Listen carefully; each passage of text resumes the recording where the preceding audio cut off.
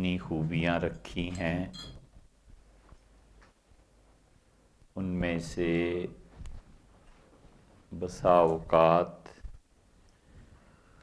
انسان کو اس کی عاجزی اور ضعف دکھانے کے لیے اور یہ یاد دہانی کرانے کے لیے کہ غلطیوں سے مبرہ صرف اللہ کی ذات ہے، انسان کی ایک کمزوری جو بسا اوقات اچھی ثابت ہوتی ہے وہ بھول جانا ہے۔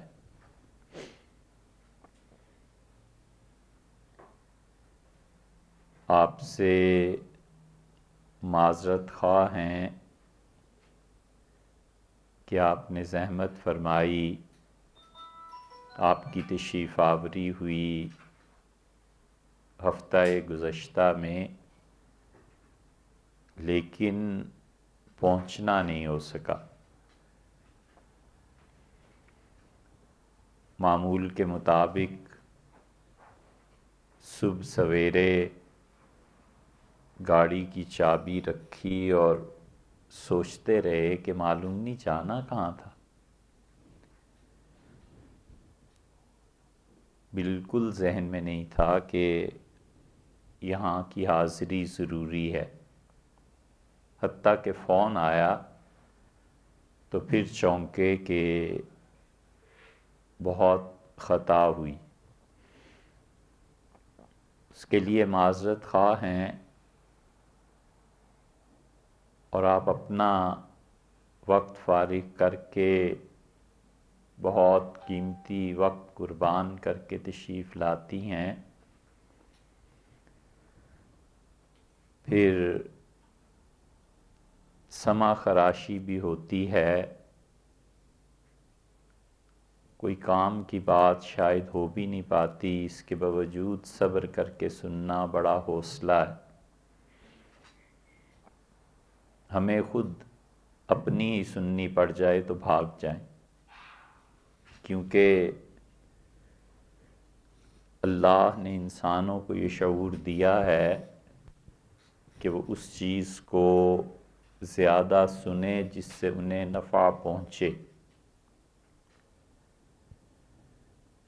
حضرت رسالت مآب صلی اللہ علیہ وسلم نے ایک جگہ بیان فرمایا ہے، مسند احمد میں یہ حدیث آئی ہے کہ فرمایا اپنے کانوں کو تکلیف دہ باتوں سے بچاؤ۔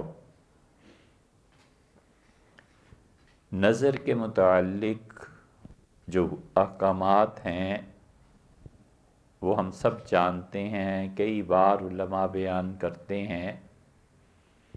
کان کے متعلق اس حدیث کو کوئی نہیں سناتا۔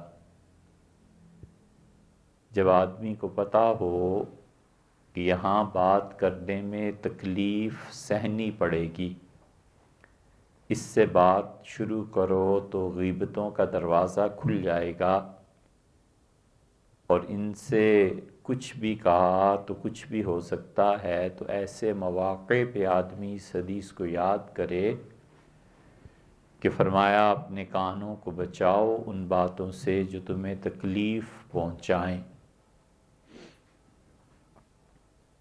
اور محبت کا پہلو بھی ہے۔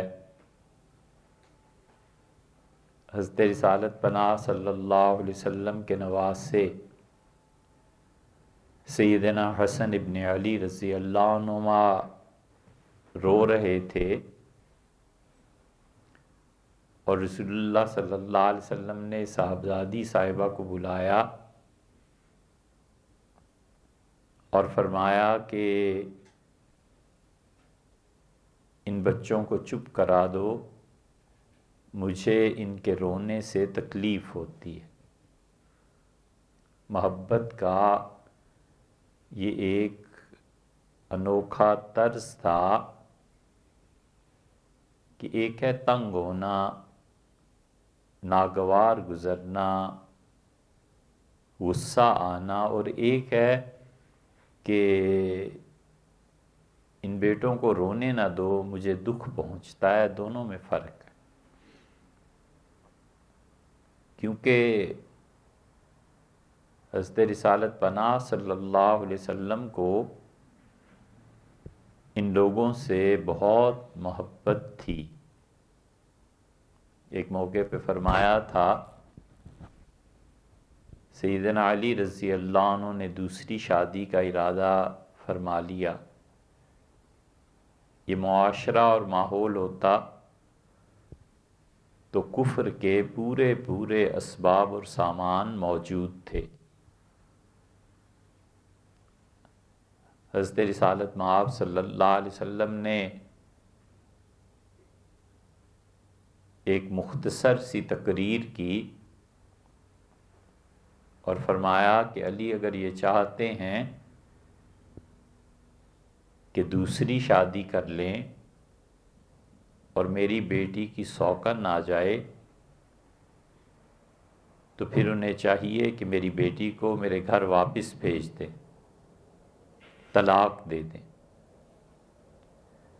اور کیا علی نہیں جانتے کہ جو چیز میری بیٹی کو تکلیف دیتی ہے وہ مجھے بھی تکلیف دیتی ہے؟ انہیں معلوم نہیں ہے کہ جو چیز فاطمہ کو ناگوار گزرتی ہے مجھے بھی ناگوار گزرتی ہے۔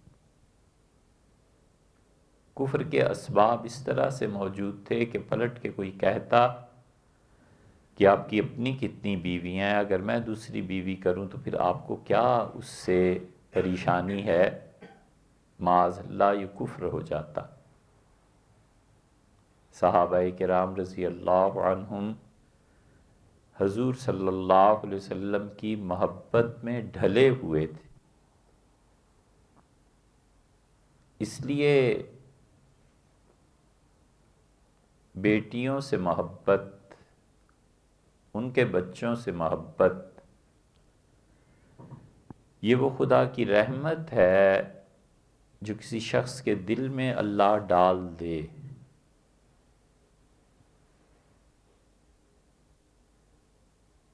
صحیح بخاری جب ہم پڑھتے تھے تو جب یہ حدیث آئی کہ حضرت رسالت پناہ صلی اللہ علیہ وسلم سے اسامہ نے یہ کہا کہ جس لڑکی نے چوری کی ہے آپ اگر اس کا ہاتھ نہ کاٹیں تو اچھا ہو۔ یہ حدیث کئی کتابوں میں آئی ہے اور ہمارے اساتذہ جب پڑھا رہے تھے تو جب یہ حدیث آئی تو فرمایا اس کا ترجمہ کرو۔ حالانکہ بڑا سادہ سا جملہ ہے، جو آدمی حدیث پڑھتا پڑھاتا ہو اس کے لیے یہ جملہ کیا چیز ہے عربیت کے اعتبار سے۔ جملہ یہ تھا کہ لو فاطمہ بنت محمد سرقت لقطعت یدہا۔ تو طالب علم نے ترجمہ یہ کیا کہ اگر فاطمہ محمد کی بیٹی چوری کرتی تو میں اس کا بھی ہاتھ کاٹ دیتا۔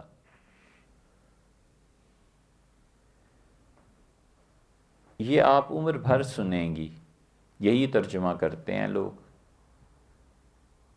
ہمارے جو استاد تھے ان نے کانوں کو ہاتھ لگائے اور فرمایا میاں توبہ توبہ، کوئی ایسے ترجمہ کرتے ہیں؟ تو بڑی حیرت ہوئی کہ ترجمہ بالکل ٹھیک کیا گیا، کوئی اس میں غلطی نہیں ہے، تو حضرت توبہ کیوں کر رہے ہیں، کانوں کو ہاتھ لگا رہے؟ ان کا بیٹے بڑا مقام ہے ادب کا، بڑوں کے نام ایسے نہیں لیا کرتے۔ ترجمہ یوں کرو کہ ارشاد فرمایا کہ اگر فلاں کی بیٹی فلاں چوری کرتی تو میں اس کا بھی ہاتھ کاٹ دیتا۔ یہ بے ادبی کا طریقہ ہے کہ تم اتنی دو بڑی ہستیوں کا نام لے لے کے ایسی باتیں کرتے۔ یہ واقعہ اس لیے بھی یاد ہے کہ ہم جاہل لوگوں نے کبھی چھوٹے بڑے کی تمیز ادب یہ دیکھا ہی نہیں تھا، تو انہوں نے سکھایا خدا ان کی قبر کو روشن رکھے۔ انہوں نے کہا ایسے ترجمہ نہیں کرتے۔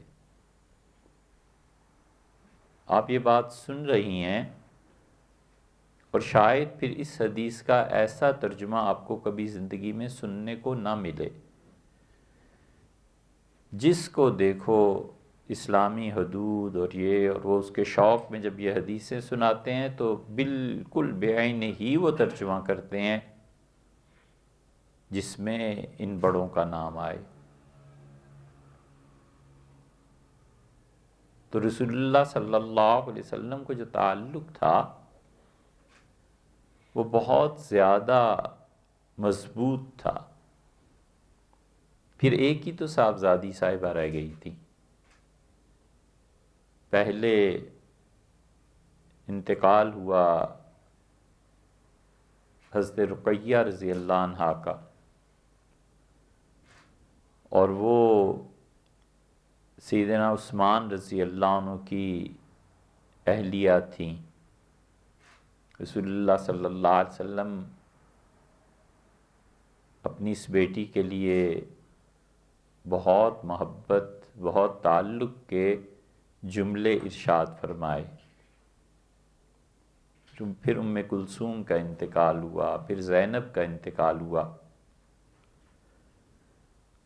اور حضرت زینب رضی اللہ عنہا سے اور ام کلثوم تھیں، ان کی قبر میں بھی رسول اللہ صلی اللہ علیہ وسلم اترے تھے۔ زینب رضی اللہ عنہا کی قبر میں بھی اترے تھے۔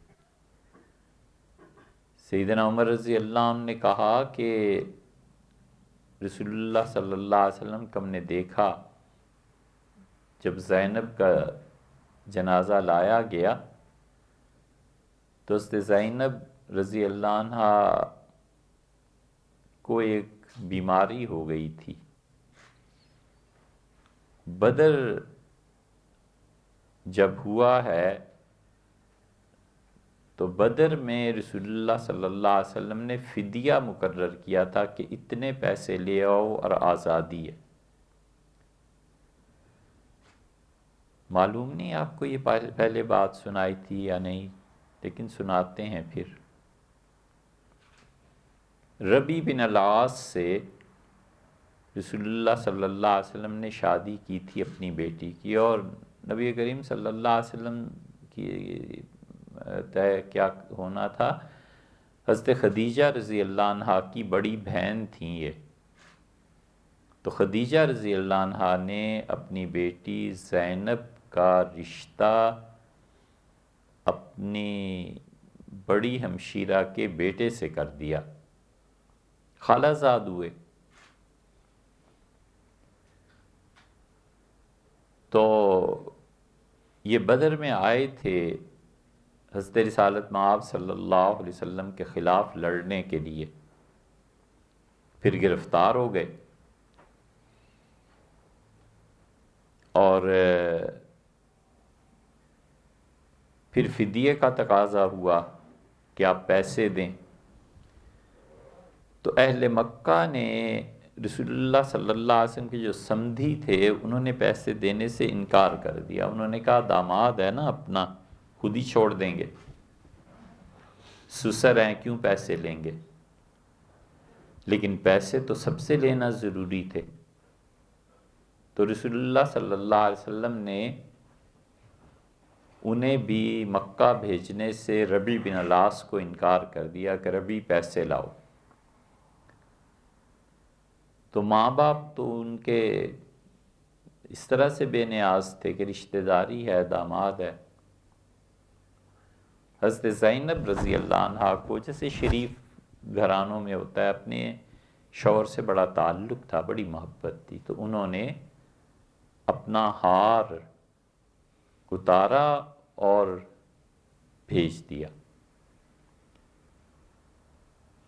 حضرت رسالت مآب صلی اللہ علیہ وسلم کو ربیع نے یہ ہار پیش کیا، تو آپ نے ہاتھ میں رکھا اور اسے دیکھتے رہے، پھر فرمایا ربیع یہ وہی ہار نہیں ہے جو میری بیوی خدیجہ رضی اللہ عنہا نے اپنی بیٹی کو دیا تھا شادی کے موقع پہ، تو عرض کیا گیا کہ وہی ہے۔ تو رسول اللہ صلی اللہ علیہ وسلم کو اہلیہ کی یاد آئی اور شدید رقت طاری ہوئی، آنسو گرنے لگے اور جسم مبارک پورا ہلنے لگا۔ یہ محبتیں ایسی ہی ہوتی ہیں، تعلق ایسا ہی ہوتا ہے۔ جس آدمی کو کسی بھی چیز سے محبت نہ ہونا، اسے کوشش کرنی چاہیے کہ جلد اس دنیا سے چلا جائے۔ درندے ہوتے ہیں یہ، محبتوں ہی سے جہان آباد ہوتے ہیں، اسی سے رشتہ داریاں بنتی ہیں۔ اللہ نے فرمایا ہم نے نکاح کو بھی اسی لیے رکھا ہے کہ مودتم و رحمہ، کہ مودت، اللہ نے اپنا نام ودود فرمایا ہے، ان ربی رحیم ودود۔ یہ جو دل سے ایک تعلق ہوتا ہے نا، ماں کی جان اٹکی رہتی ہے جب تک بچے گھر واپس نہ آ جائیں۔ شوہر کسی مہم پہ چلا جائے تو اولاد، ولادت، باپ کی، ماں کی جان اٹکی رہتی ہے، شوہر کی کہ بیوی کے ساتھ اب کیا ہوگا۔ اللہ نے کہا ہے ہم نے اس لیے تم دونوں میں ایسی محبت پیدا کی ہے، اور عملاً اس محبت کی وجہ سے عملاً کبھی کوئی کھانا اچھا پکا دیا، شوہر کپڑے اچھے لے آیا، کوئی چیز دیکھی اچھی۔ کاش کہ ایسا ہوتا ہو عملی زندگی میں، وگرنہ مادیت کا دور آ گیا ہے، اور توفیق ہونے کے باوجود کبھی 10 سال میں ایک انگوٹھی بنا کے دے دیو کہ یہ پہنی ہے اچھی لگی۔ لیکن یہ سب عمل، اس کو خدا نے کہا ہے کہ یہ رحمت ہے، تو دل کا جذبہ محبت کا جب عملاً سامنے آتا ہے تو یہ رحمت ہو جاتی۔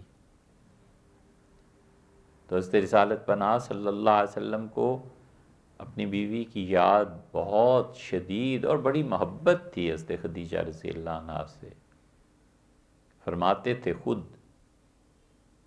حضرت عائشہ رضی اللہ عنہا سے ایک دن کہا تھا کہ کبھی بھی عائشہ اس کے معاملے میں بات نہ کرنا، تم نہیں جانتی لوگ اپنا مال چھپاتے تھے اور مجھ پہ مال خرچ کرتی تھی، اور لوگ مجھے جھوٹا کہتے تھے اور وہ کہتی تھی آپ سچے ہیں، اور میں جب لوگوں کی باتیں، طعن و تشنیع سب کچھ سن کے گھر واپس آتا تھا تو وہ مجھے سکون دیتی تھی۔ اور ان کی تعریف میں ایک جملہ ایسا کہا کہ حد ہو گئی تعریف کی۔ فرمایا واللہ کانت قضا و قضا، عائشہ تمہیں کیا معلوم، میری بیوی تو اتنی اچھی تھی، اتنی اچھی تھی، کیا بتاؤں کتنی اچھی تھی، اب اس سے زیادہ کیا کوئی تعریف کرے گا۔ تو حضرت زینب رضی اللہ عنہا نے اپنے شوہر کی رہائی کے لیے وہ ہار بھیجا، تو رسول اللہ صلی اللہ علیہ وسلم سارا جسم مبارک ہلنے لگا، اتنی شدید رقت طاری ہوئی۔ اور پھر صحابہ کرام رضی اللہ عنہ سے کہا کہ یہ ایک نشانی ہے میری بیٹی کے پاس، تم لوگ اجازت دو تو میں اسے واپس کر دوں، اس شرط پہ کہ انہوں نے جو میری بیٹی زینب کو روک رکھا ہے مکہ میں اسے میرے پاس پہنچا دیں گے۔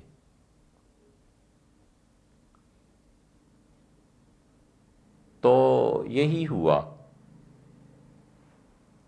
ربی رضی اللہ عنہ گئے، ہار واپس کیا اور کہا میں وعدہ کر آیا ہوں آپ واپس چاہیے۔ تو حضرت زینب رضی اللہ عنہ اس وقت امید سے تھیں۔ صبح ہوئی، وہ اپنی سواری پہ بیٹھیں، نوکر ساتھ تھے جو بھی چل پڑے، تو بدر میں یہ نئے نئے تو بہارے تھے، انہوں نے دیکھا تو اسود جو بعد میں مسلمان ہو گئے تھے رضی اللہ عنہ، اٹھے، جوانی اور طاقت۔ ہمیشہ زندگی بھر غور کرتے رہنا چاہیے کہ جس کو میں صحت سمجھ رہا ہوں کہیں یہ بیماری تو نہیں، اور جس کو میں طاقت سمجھ رہا ہوں کہیں یہ کمزوری تو نہیں۔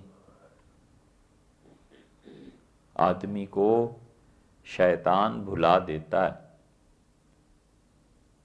اور آدمی سمجھتا ہے کہ یہ میری طاقت اور قوت کا اظہار ہے، حالانکہ در حقیقت وہ خود ہی اپنے پاؤں کاٹ رہا ہوتا ہے۔ وہ سمجھتا ہے کہ صحت ہے، اور ایسی ایسی چیزیں استعمال کرنے لگتا ہے جو اس کی صحت کو خود ہی برباد کر دیں۔ یہ انسانی زندگی کا بہت بڑا دھوکہ ہے جس میں ہم سب پڑ جاتے ہیں۔ غفلت طاری ہو جاتی ہے، اور اصل جرم غفلت۔ تو اس وقت وہ جوان تھے، انہوں نے کہا کہ ایک تو ہم بدر میں شکست کھائے، اوپر دن دہاڑے ہمارے دشمنوں کی عورتیں، ان کی بیٹی کھلے بندوں چلی جائے، یہ ہو نہیں سکتا۔ تو اس نے نیزہ مارا،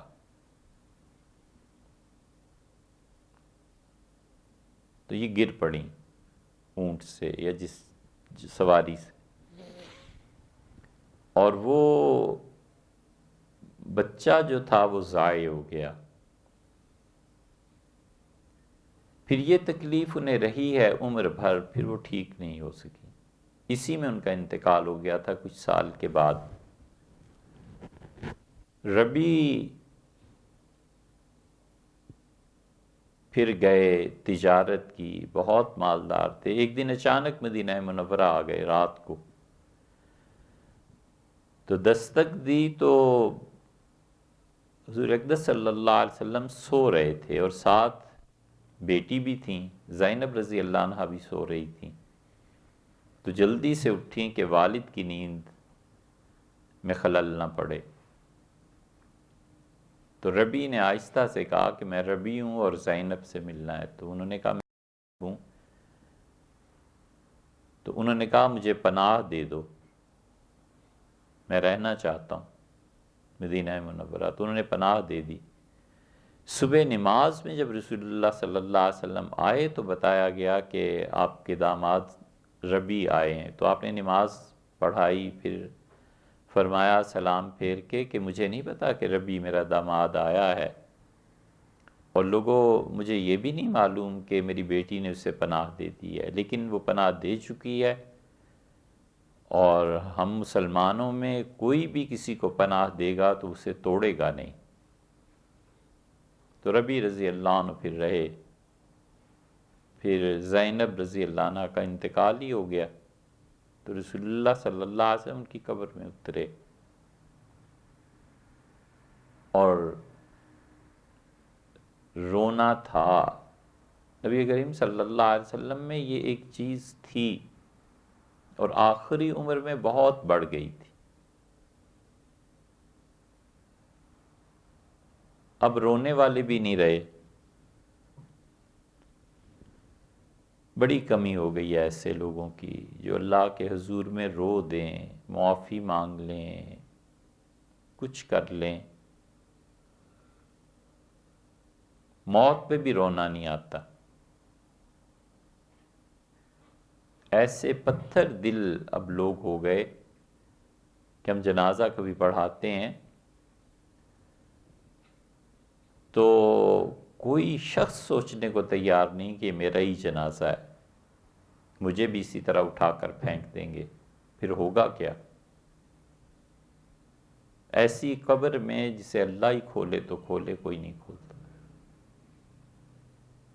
تو جب باہر تشریف لائے اپنی صاحبزادی حضرت زینب رضی اللہ عنہا کی قبر سے، تو چہرہ مبارک پہ مسکراہٹ تھی۔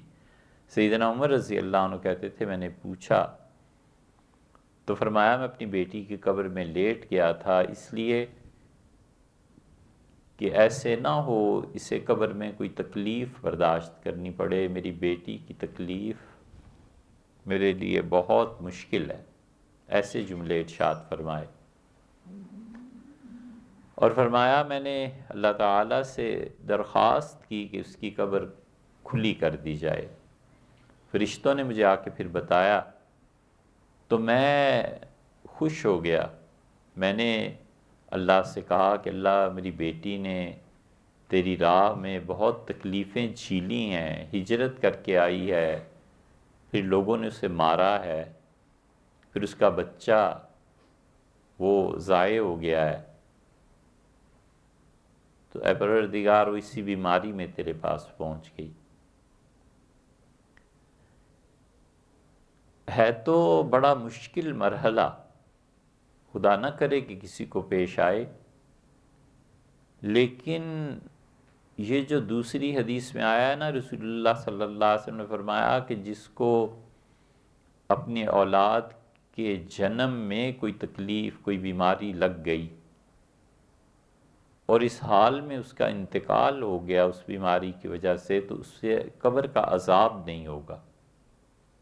یہ بھی بہت بڑی چیز، گزرنا ہی ہے زندگی نے، کون سے دن رکے ہیں، اچھائی کے، نہ خوشی کے، نہ غمی کے، نہ برائی کے، لیکن وہ جو ماں ہونے کے ناطے دل پہ گزرتی ہے، اللہ نے کسی حال میں اپنے بندوں کے لیے یہ نہیں رکھا کہ ان کا کوئی نقصان ہو جائے اور اسے کمپلسیٹ نہ کیا جائے۔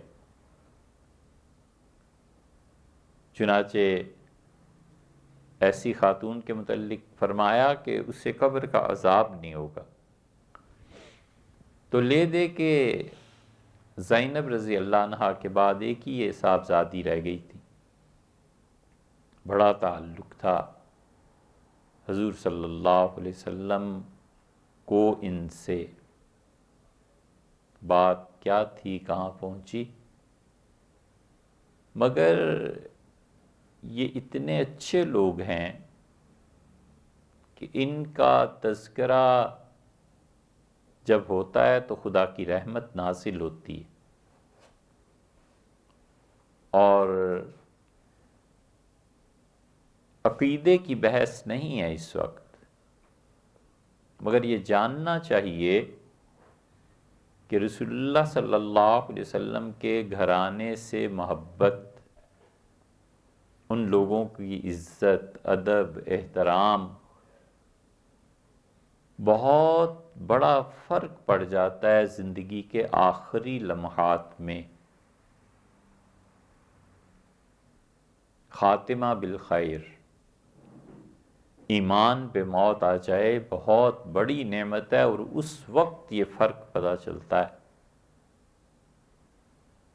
حضرت مجدد الفسانی رحمۃ اللہ نے لکھا ہے اپنے مکتوبات میں کہ میرے والد ہمیشہ مجھے کہتے تھے کہ رسول اللہ صلی اللہ علیہ وسلم کی اولاد سے، ان سادات سے ہمیشہ ان کی عزت اور احترام کرنا، اچھی طرح پیش آنا۔ تو جب والد کی وفات ہو رہی تھی تو میں نے کہا آپ اہل بیت کرام رضی اللہ عنہم سے محبت کو کہتے تھے اور آپ کو ان سب سے بڑی محبت ہے، تو اس وقت آپ کا کیا حال ہے؟ تو انہوں نے ایک لفظ ارشاد فرمایا فارسی کا کہ سرشاریم، ہم ان کی محبت میں ڈوبے ہوئے ہیں۔ سعدی نے بھی لکھا ہے، سعدی شیرازی، بڑی اچھی بات انہوں نے ایک جگہ لکھا ہے اپنے شعر میں کہ خدایا بحق بنی فاطمہ کہ برقول ایما کنی خاتمہ، اللہ حضرت فاطمہ رضی اللہ عنہا اور ان کی اولاد کے صدقے موت جو آئے تو اللہ ایمان پہ آئے۔ تو ان محبتوں کو، تعلق کو بڑا دخل ہے اعمال صالحہ میں اور خاتمہ بالخیر میں۔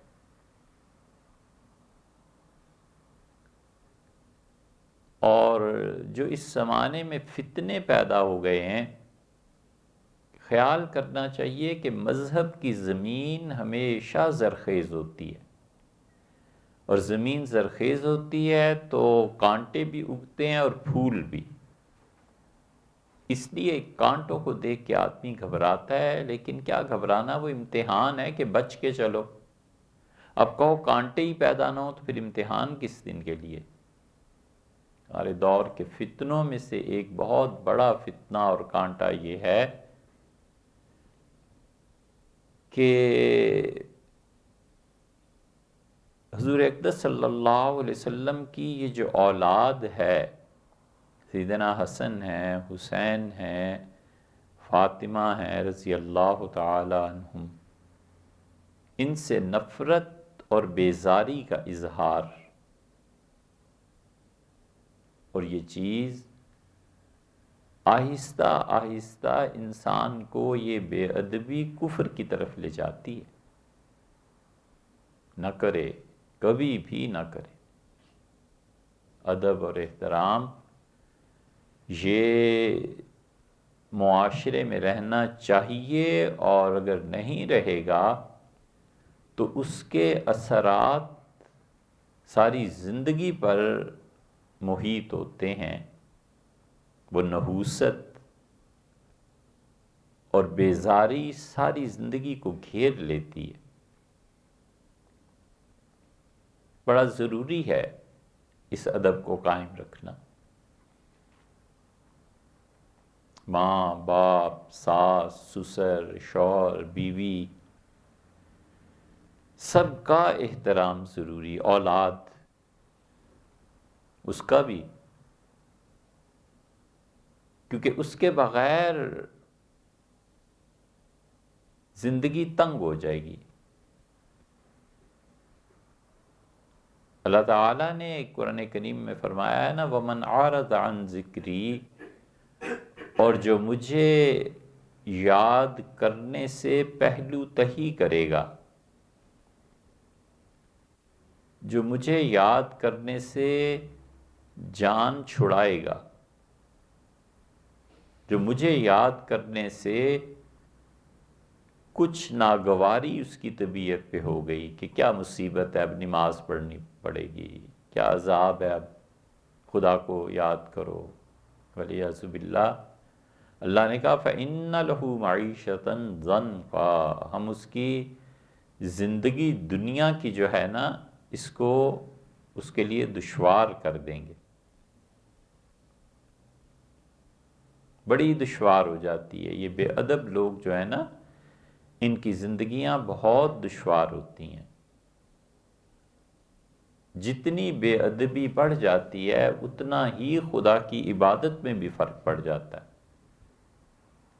خدا کی عبادت نہیں کرتا بے ادب آدمی، وہ سمجھتا ہے کہ کیا ہے، ماں کو ایک جواب دیا ہے، باپ کو ایک جواب دیا ہے، اسے پتہ نہیں ہوتا کہ اس ایک فکرے کا عالم ارواح میں یہ اثر پڑتا ہے کہ اسے جڑ سے اکھیڑ دیتے ہیں۔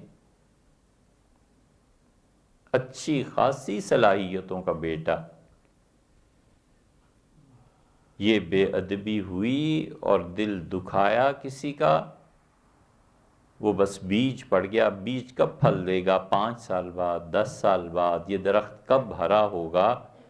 یہ ہو جاتا ہے، اور پھر ماں ہی دعا مانگتی ہے، باپ بھی مانگتا ہے، کسی کی نہیں سنی جاتی کہ جو بے ادبی ہوئی تھی اس کی سزا یہ بھگتے۔ اور اللہ نے کہا ہے کہ ایسے بے ادب لوگ ہم قیامت میں انہیں اندھا کھڑا کریں گے، اور وہ کہے گا کہ رب لما حشرتنی اعمیٰ وقد کنت بصیرا، اللہ میں آج اندھا کیوں جبکہ دنیا میں تو میری آنکھیں تھیں۔ تو اللہ تعالیٰ نے فرمایا ہم اسے جواب میں بتائیں گے کہ میری نشانیاں تمہارے پاس آئیں جو تمہیں میری یاد دلائیں، فنسیتہا، تم نے انہیں بھلا دیا نا، کوئی سبق نہیں سیکھا۔ وَكَذَلِكَ الْيَوْمَ تُنْسَىٰ، اور آج کے دن تم بھی بھلا دیے گئے۔ تو یہ بے ادبی اور معاشرے میں اس کا چلن اور گھر میں نہ سکھانا، یہ کوئی چھوٹی سی چیز نہیں ہے، زندگی کا رخ پھیر دیتی ہے۔ جو لوگ جہاز چلاتے ہیں اور جو فزکس پڑھے ہوئے ہیں، ان سے پوچھیں ایک ڈگری کا فرق کہاں سے کہاں پہنچا دیتا ہے۔ اس لیے کبھی بھی احترام میں کمی نہ کرے۔ سیکھنا چاہیے احترام کیا ہے، سیکھنا چاہیے کہ بولتے کیسے ہیں، سیکھنا چاہیے کہ کھاتے کیسے ہیں۔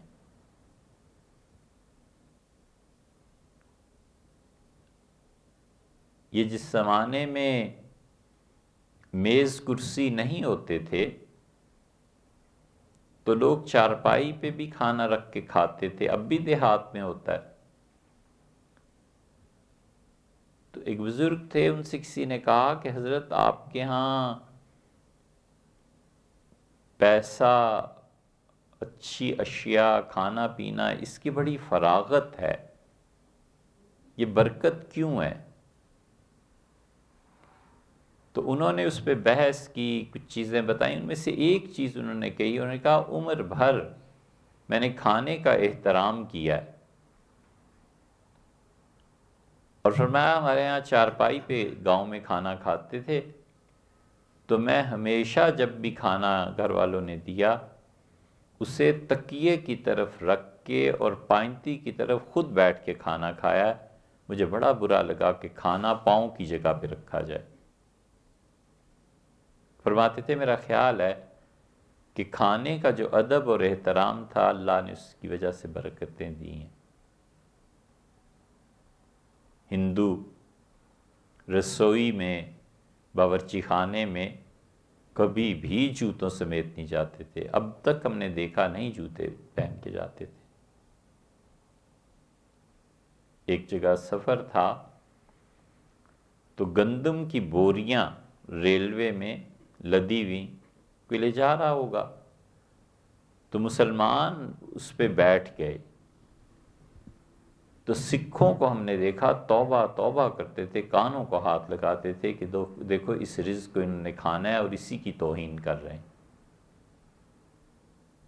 بہت واقعات ہیں، کتنوں کو آدمی سنائے، لیکن یہ جو ادب اور احترام ہے نا، اختلاف کے باوجود احترام، یہ کمال کی چیز ہے۔ اختلاف ہے رنگ میں، یہ رنگ پہنے یا یہ رنگ پہنے، اور اپنی رائے کو واپس لے لینا اور یہ سمجھنا کہ دوسرا شخص مجھ سے زیادہ سمجھدار ہے، یہ ادب اور احترام ہے۔ جب تک شدید ضرورت نہ پیش آئے نہ بولے آدمی۔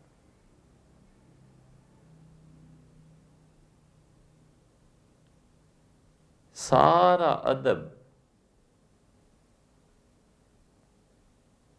بس اس ایک فکرے میں جمع ہو گیا ہے کہ آپ مجھ سے زیادہ اہم ہیں۔ You are most important than me۔ آپ مجھ سے زیادہ توجہ کے مستحق ہیں، اس کرسی پہ مجھ سے زیادہ آپ کا حق بنتا ہے، اس کھانے میں میری اولاد کا حق مجھ سے زیادہ ہے، ٹھیک ہے میں کھا لوں گی۔ حیران ہوتے ہیں اب یہ فکرے، لوگ کہتے ہیں کہ عورتوں کے حقوق مارے گئے اور کیا ہم ہی رہ گئی ہیں کہ ہنڈیا میں جو بچ جائے وہ کھائیں، سارا کھانا مردوں کو دے دیں۔ ارے یار، کھانے کو زیر بحث لانے کی بجائے یہ نہیں سوچا جا سکتا کہ یہ دوسروں کا ادب اور احترام ہے۔ بچے میرے زیادہ ادب کو ڈیزرو کرتے ہیں، وہ جو کھاتے ہیں میں ہی کھاؤں گی۔ ایک آدمی دھوپ پہ کھڑا تھا، چلچلاتی دھوپ دلی میں پڑ رہی تھی، گرمیوں کے دن۔ حضرت نظام الدین اولیاء رحمۃ اللہ علیہ اپنے مریدوں میں بیٹھے ہوئے تھے، کچھ بات کر رہے تھے، تو باتیں ربط سے ہٹ گئیں، جملے ایسے ہونے لگے، فرمانے لگے کہ جیسے ایک جملے کا دوسرے سے ربط نہیں، جیسے انہیں کچھ پریشانی ہے۔ تو انہوں نے کہا وہ جو کھڑا ہے نا اس کو بلا کے لاؤ۔ بہت مجمع تھا، اسے اپنے پاس بٹھایا اس بچے کو اور کہا میرے بیٹے اتنی دھوپ میں کھڑے ہو، پسینہ پسینہ ہو گئے ہو، یہاں بیٹھو۔ اور فرمایا کیسی عجیب بات ہے، فرمایا دھوپ میں تم کھڑے تھے اور جل میں رہا تھا، یہ محبتیں ہی تو ہیں، یہ تعلق ہی تو ہے۔ فرمایا مجھ سے بولا نہیں جا رہا تھا کہ ارے آپ دھوپ میں کھڑے ہیں، ادھر بیٹھیے۔ انسانوں کے ساتھ ہمدردی ہے، انسانوں کے ساتھ تعلق ہے، انسان اس کائنات میں دلہا ہے، یہی نہ رہا تو پھر کیا؟ اب ترقی ہوئی ہے، بہت بہت ترقی ہوئی ہے، اللہ معاف کرے، لعنت بھیجنے کو جی چاہتا ہے کہ اتنی ترقی ہوئی ہے، ہائیڈروجن بم بنا لیے ہیں کہ ساری بلڈنگ، سارے بازار سجے اور دھرے کے دھرے رہ جائیں اور انسان سارے مر جائیں۔ یہ اب ترقی ہے۔ جو اصل محور اور مرکز اللہ کی ذات نے پیدا فرمایا ہے وہ انسان ہے۔ انسان خدا کا بڑا شاہکار اور بہت بڑا اللہ کا کمال ہے، جس کا مظہر ہے۔ اب یہ بحث کہ یہ ادب اور احترام کہاں سے شروع ہو، اپنے سے شروع کرے، کوئی کرتا ہے کرے، نہیں کرتا نہ کرے۔ کسی کو ادب اور احترام کی توفیق ہے، بالکل ٹھیک ہے، نہیں ہے تو سکھانا ہے۔ سکھانے سے بھی کوئی بگڑتا ہے تو اپنی عملی زندگی کا نمونہ پیش کرنا ہے، بس یہ بات ہے۔ ہر شخص اگر اپنے سے شروع کر دے نا کہ مجھے بہرحال دوسرے کا ادب کرنا ہے، احترام ہے، تو بڑی حد تک سدھار ہو سکتا ہے اپنے گھر میں، اپنی اولاد کے ساتھ۔ جو آدمی بھی نیکی کے کام کرتا ہے اسے سمجھنا چاہیے کہ اللہ نے کہا ان اللہ لا یضیع اجر المحسنین، اور نیکی کا کام جو شخص کرے گا ہم کبھی بھی اس کی نیکی کو ضائع نہیں کریں گے۔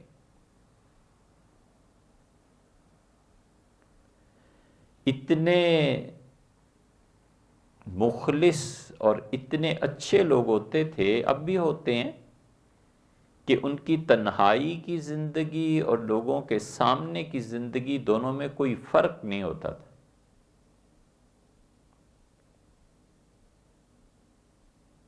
آپ لوگ پڑھتے نہیں ہو نا، یہ بہت بڑی کمزوری ہے۔ کبھی زندگی میں موقع ملے تو سید سلیمان ندوی رحمۃ اللہ علیہ کو پڑھیے گا۔ ہمارے شیخ حضرت ابو الحسن علی ندوی رحمۃ اللہ علیہ نے ان سے پڑھا تھا۔ حضرت فرماتے تھے وہ قرآن کریم کی تفسیر پڑھاتے تھے ندوہ میں ہمیں، اور ایسی ایسی نکات اور ایسی ایسی چیزیں بیان کرتے تھے کہ اب سننے کو کان ترس گئے، ان جیسا کوئی نہیں دیکھا۔ سید سلیمان ندوی رحمۃ اللہ علیہ نے جتنا کچھ لکھا ہے نا، کمال کا لکھا۔ انہوں نے ایک جگہ ایک واقعہ لکھا ہے کہ حسرت موہانی وہ ایک طرح سے اس زمانے میں جو سوشلزم کا غلبہ تھا اور کمیونزم کا، اس کے اثرات ان تک بھی پہنچے تھے۔ بڑے دبنگ آدمی انگریزوں کے خلاف، ہندوستان چھوڑو، ہمیں آزادی چاہیے، کمال کی شاعری کرتے تھے۔ وہ جو ممکن ہے ان کی غزل آپ نے سنی ہو، چپکے چپکے وہ تیرا کوٹھے پہ آنا یاد ہے، بڑی زبردست شاعری انہوں نے کی۔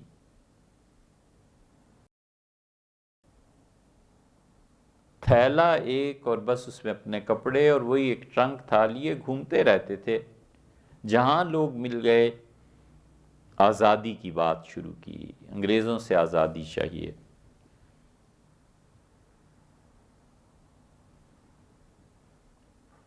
اور یہ کہ انگریزوں کی چیزیں استعمال نہیں کرنی،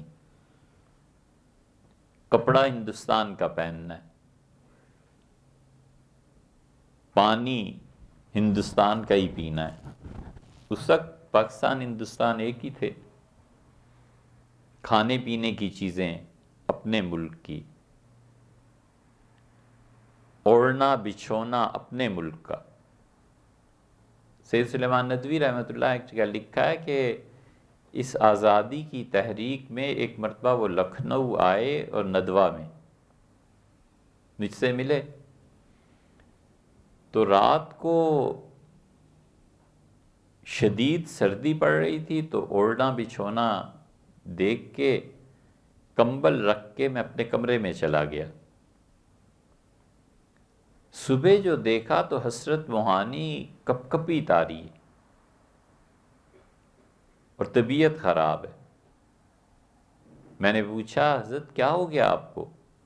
فرمانے لگے سردی لگ گئی۔ میں نے کہا میں کمبل تو چھوڑ کے گیا تھا۔ ان کا ہاں میاں کمبل پڑا ہوا تھا، اور جب ہم اس سے اوڑھنے لگے، سید صاحب کہتے تھے میں نے کمبل دیکھا جیسا رکھ کے گیا ویسے ہی پڑا ہوا تھا۔ میں نے کہا اسے اوڑھا کیوں نہیں؟ تو کہنے لگے جب اوڑھنے لگے تو اس پہ نظر پڑی، لکھا ہوا تھا میڈ ان انگلینڈ۔ تو ہم نے کہا جس انگلینڈ کے خلاف ساری زندگی لعنت بھیجتے گزری، اسی کا کمبل استعمال کریں تو ہمارا ایمان کہاں ہے؟ ہم تو منافق ہو گئے۔ سردی میں رات ٹھٹر کے گزار لی اور انگریزوں کا کمبل استعمال نہیں کیا۔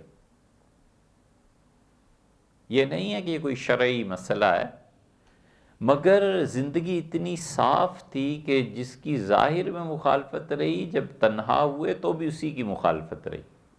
یہ نہیں کیا کہ لیڈر بننے کے لیے امریکہ پہ لعنت اور پھر اگلے دن امریکن ایمبیسیڈر کے پاس چلے گئے کہ حضرت ویزا دے دیں، یہ کر دیں، یہ کر دیں۔ اس لیے یہ محبت کے اس تعلق کے اثرات رہتے ہیں۔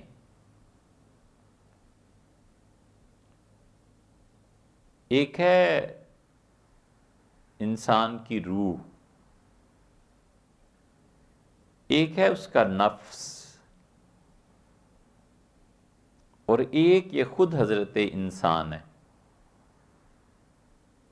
روح عروج کو چاہتی ہے، اور روح جب سے جدا ہوئی ہے وہ اس وقت سے روتی ہے اور مسلسل کہتی ہے کہ مجھے میری اصل تک پہنچاؤ۔ روح بے قرار ہوتی ہے، اور روح اگر مسخ نہ ہو جائے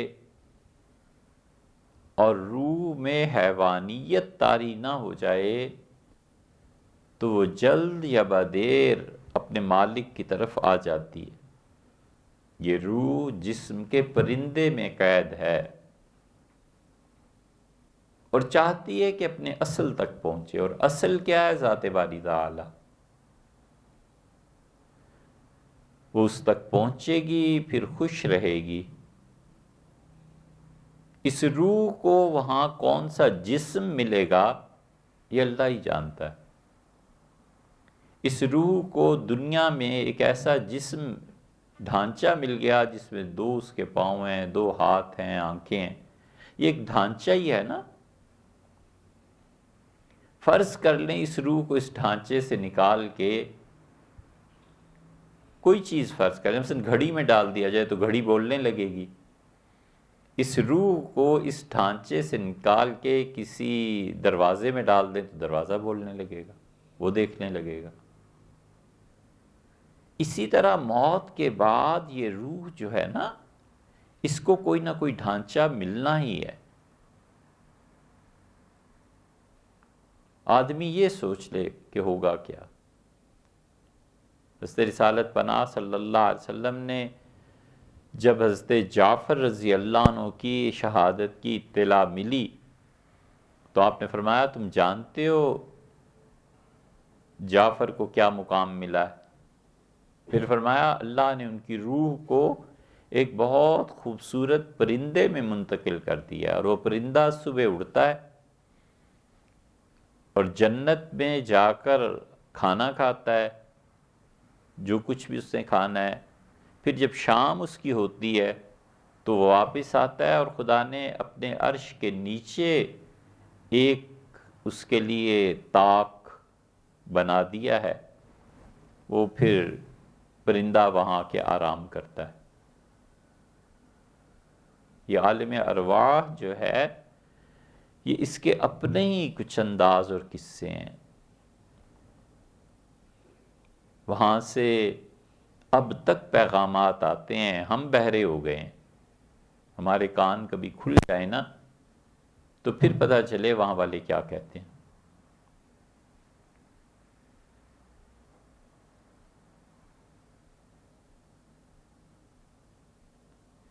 اس لیے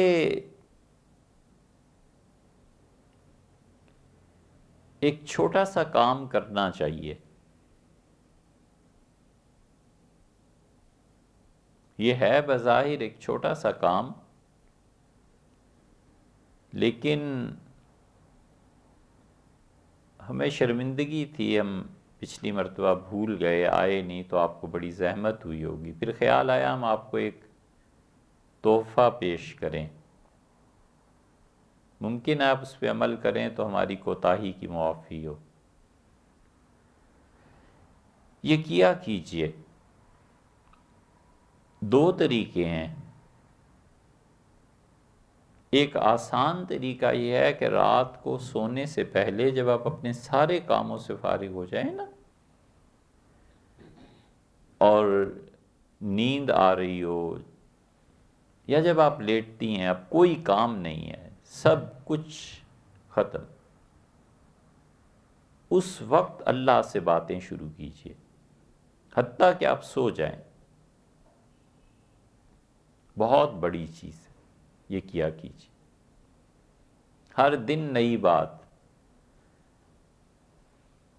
کبھی خدا سے معافی مانگ لی کہ اللہ بہت گناہ ہو گئے معاف فرما دیں. کسی دن اپنی اولاد کا قصہ چھیڑ دیا کہ اللہ یہ کرتا ہے، یہ کرتی ہے، اس سے تنگی ہے، اس سے تکلیف ہے، انہوں نے بہت اچھے کام کیے ہیں، اللہ تیرا شکر ہے. کسی دن اپنا قصہ چھیڑ دیا کہ آخرت میں میرے ساتھ کیا کرنا ہے آپ نے، میں بھی اب آ ہی رہی ہوں، کتنے سال میرے باقی ہیں، آپ میرے ساتھ کیا سلوک کریں گے، مہربانی کیجئے، عنایت فرمائیے.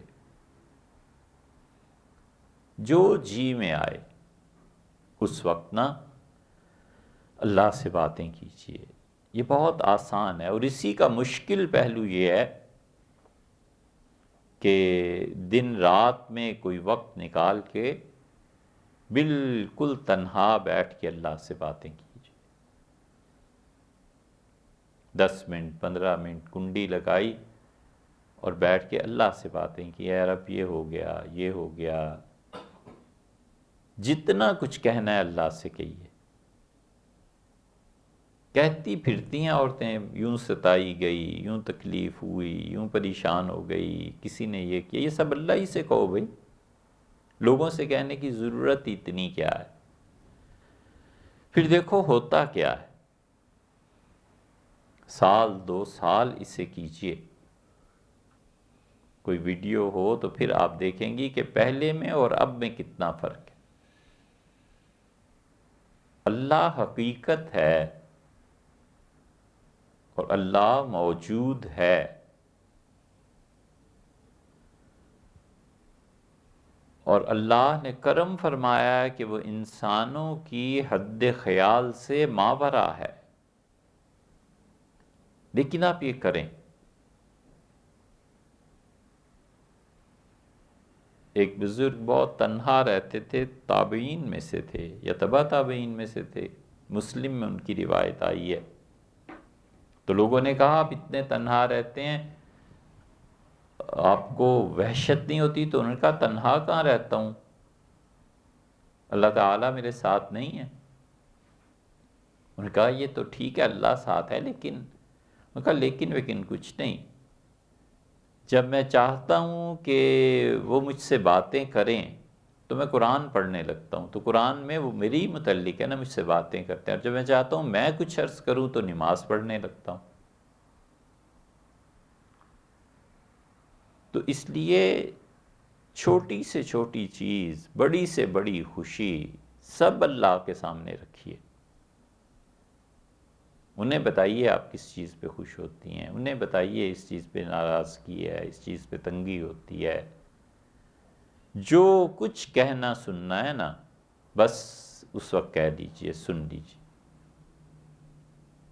آپ قرآن نہیں پڑھتی؟ دیکھیے اللہ کہتا ہے کہ ابراہیم علیہ السلام نے کہا ان ربی لسمیع الدعاء، اور میرا پروردگار تو دعاؤں کو بہت سنتا ہے. ان ربی قریب مجیب، دو صفتیں کہیں کہ میرا اللہ قریب بھی ہے اور وہ میری باتوں کو قبول بھی فرماتا ہے. نہیں قبول ہوتی اصرار کیجیے، اصرار سے مانگنا چاہیے اللہ سے، بہت اصرار سے. کوئی ایسا نہیں ہے جو اپنے دروازے پہ بہت سے مانگنے والوں کو دیکھ کے خوش ہو سوائے اللہ کے. وہ خوش ہوتا ہے. اور یقین سے جاننا چاہیے کہ یہ اس کی بادشاہت کی توہین ہے کہ بندہ ہاتھ پھیلائے اور وہ واپس پلٹ دے. یہ اسی کی توہین ہے. اسی لیے رسول اللہ صلی اللہ علیہ وسلم نے فرمایا کہ ایک آدمی سلام پھیرا تو آپ نے کہا آج کسی نے نماز میں کچھ اضافہ کیا ہے. اس کا خلاصہ یہ ہے کہ ایک آدمی آیا اور اس نے کہا اللہم لک الحمد کما ینبغی لجلال وجہک وعظیم سلطانک. اللہ تیرے لیے حمد، تیرے لیے تعریف ایسی کرتا ہوں جو تیری شایان شان ہو، جو تیری ذات کا جلال ہے، اور جتنی اے رب تیری حکومت وسیع ہے، مملکت ساری کائنات پہ جو تیری قدرت اور تیرا اختیار ہے، اللہ میں تیری ایسی تسبیح بیان کرتا ہوں، ایسی حمد. رسول اللہ صلی اللہ علیہ وسلم فرمایا تیرے اس جملے نے فرشتوں کو ہلا کے رکھ دیا. فرشتے کانپنے لگے کہ اتنا بڑا جملہ تم نے کہا ہے.